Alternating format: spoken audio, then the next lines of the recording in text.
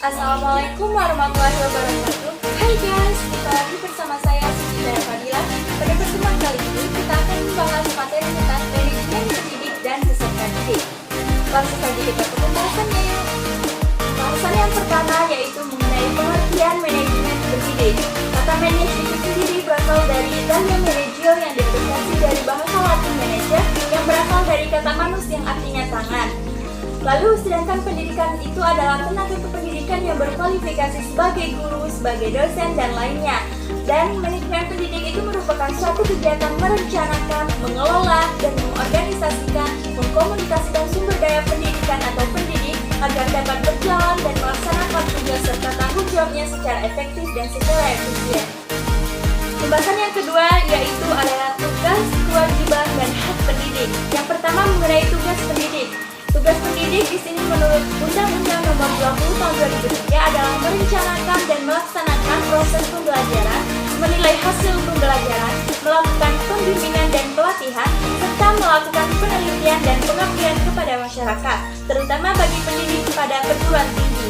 Di sini menurut Supardi tahun 2013 yang menyebutkan tugas seorang pendidik yaitu tugas guru sebagai profesi, tugas guru di bidang kemanusiaan, tugas guru di bidang kemasyarakatan. Selanjutnya kewajiban pendidik. Kewajiban pendidik hak pendidik dalam Undang-Undang Nomor 20 Tahun 2003 adalah yang pertama yaitu menciptakan suasana pendidikan yang bermakna, menyenangkan, kreatif, dinamis, dan dialogis.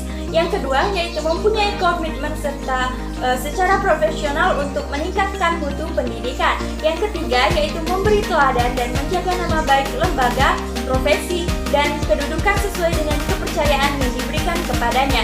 Yang ketiga yaitu mengenai hak pendidik. Hak pendidik di sini dalam Undang-Undang Nomor 20 Tahun 2003 yaitu yang pertama penghasilan dan jaminan kesejahteraan sosial yang memadai. Lalu yang kedua penghargaan sesuai dengan tugas dan prestasi kerja. Yang ketiga yaitu pembinaan karir sesuai dengan tuntutan pengembangan kualitas. Yang keempat yaitu perlindungan hukum dalam melaksanakan tugas. Dan yang kelima yaitu kesempatan untuk menggunakan sarana, prasarana, dan fasilitas pendidikan. Pembahasan selanjutnya yaitu mengenai peran pendidik.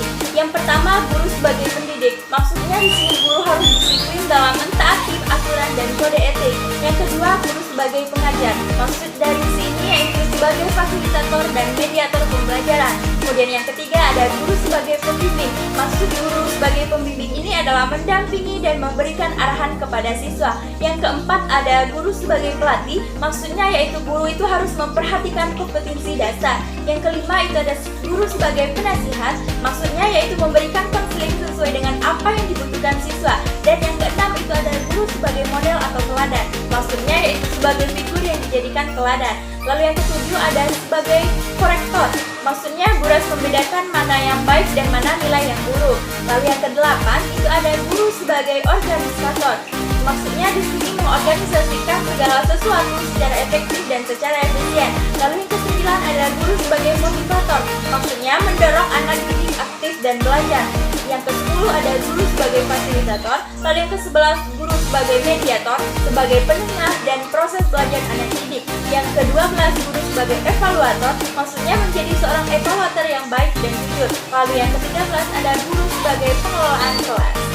Selanjutnya penguasaan kompetensi pendidik. Yang pertama penguasaan kompetensi dasar yaitu menguasai bahan, mengelola program pembelajaran, mengelola kelas, menggunakan media atau sumber belajar, lalu menguasai landasan-landasan kependidikan, mengelola interaksi pembelajaran, menilai prestasi siswa untuk kepentingan pendidikan, mengenal fungsi dan pelayanan pembimbing dan penyuluhan, lalu mengenal dan menyelenggarakan administrasi sekolah, serta memahami prinsip-prinsip. Penguasaan kompetisi pedagogik, kepribadian sosial, dan profesional. Yang pertama, kompetisi pedagogik adalah kemampuan pemahaman guru terhadap peserta didik, perencanaan dan melaksanakan pembelajaran, evaluasi hasil belajar, dan pengembangan peserta didik untuk mengevaluasikan berbagai potensi yang dimilikinya. Lalu yang kedua yaitu kompetisi kepribadian, yaitu kemampuan guru secara profesional yang tercermin pada kepribadian yang mantap, stabil, dewasa, arif, dan berwibawa, menjadi teladan bagi peserta didik dan berakhlak mulia.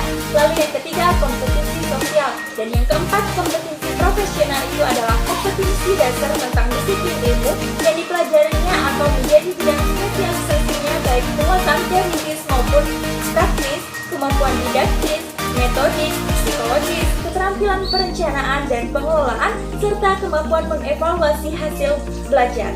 Selanjutnya ada rekrutmen dan seleksi guru dan staf. Kriteria dasarnya yaitu nasional, ilmiah, objektif, berpedoman pada laporan analisis pekerjaan dan perencanaan perekrutan pegawai, efisien dan efektif, lalu memperhatikan peraturan dan ketentuan yang berlaku, dilakukan secara objektif dan jujur, serta dilakukan dengan profesional.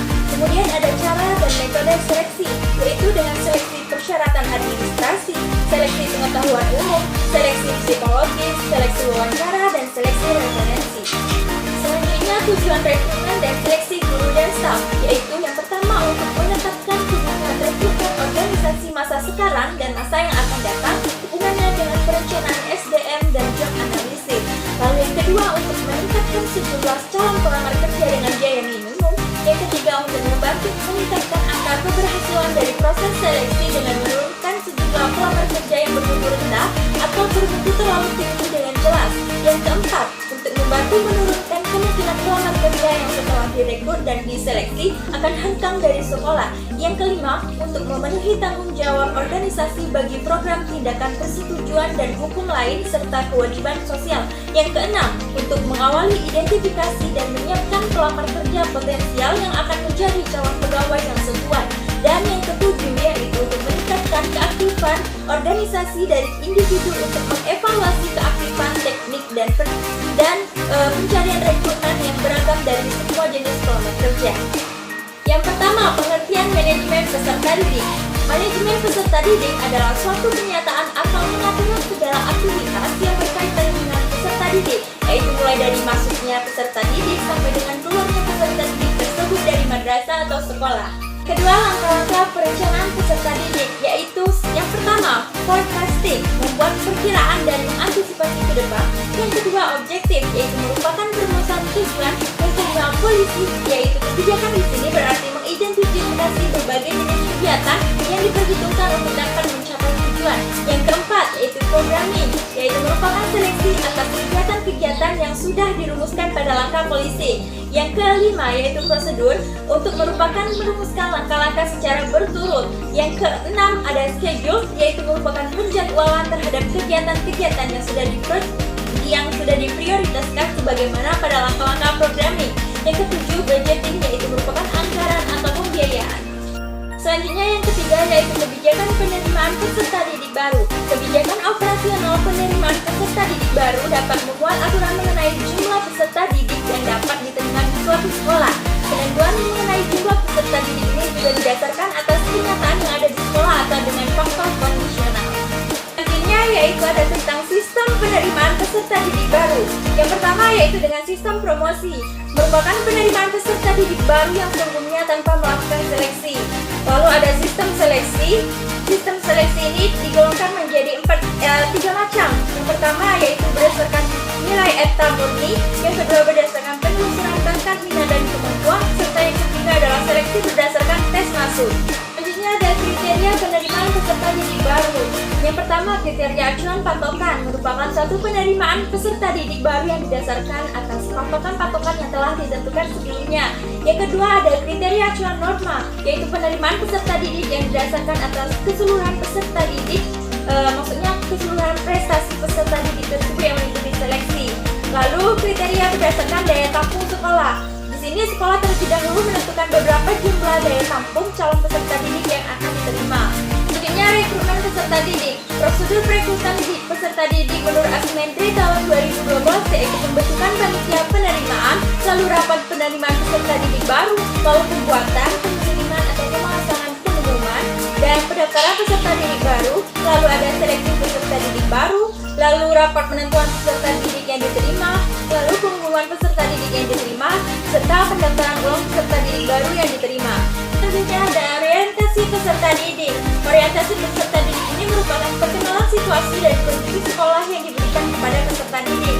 Di sini ada tujuan orientasi menurut Asmentri tahun 2012. Yang pertama yaitu agar peserta didik itu dapat lebih mengenal dekat mengenai dirinya sendiri di tengah-tengah lingkungannya yang baru. Lalu yang kedua, agar peserta didik itu dapat mengenal lingkungan sekolah. lingkungan fisik maupun lingkungan sosialnya. Lalu yang ketiga yaitu pengenalan lingkungan sekolah yang sedemikian sangat penting bagi peserta didik. Yang keempat, menyiapkan peserta didik secara fisik dan mental agar siap menghadapi lingkungan baru sekolahnya. Yang kelima yaitu peserta didik dapat mengerti dan mentaati segala peraturan yang berlaku di sekolah. Yang terakhir yaitu mengenai fungsi orientasi menurut Asmendi tahun 2012. Yang pertama, bagi peserta didik sendiri, orientasi yaitu sebagai wahana untuk menyatakan dirinya dalam konteks keseluruhan lingkungan sosial. Lalu sebagai wahana untuk mengenal siapa lingkungan barunya sehingga dapat dijadikan sebagai pedoman dalam menentukan sikap. Yang kedua, bagi personalia sekolah dan tenaga kependidikan, dengan mengetahui siapa peserta didik barunya, maka akan dapat dijadikan sebagai titik tolak dalam memberikan layanan yang mereka butuhkan. Yang ketiga, bagi peserta didik senior, dengan adanya orientasi ini, maka akan mengetahui lebih dalam mengenai peserta didik penerusnya di sekolah tersebut. Nah, setelah tadi pembahasan yang dapat saya sampaikan, mohon maaf apabila masih terdapat kekurangan dan kesalahan. Terima kasih, sampai jumpa lagi di pembahasan selanjutnya.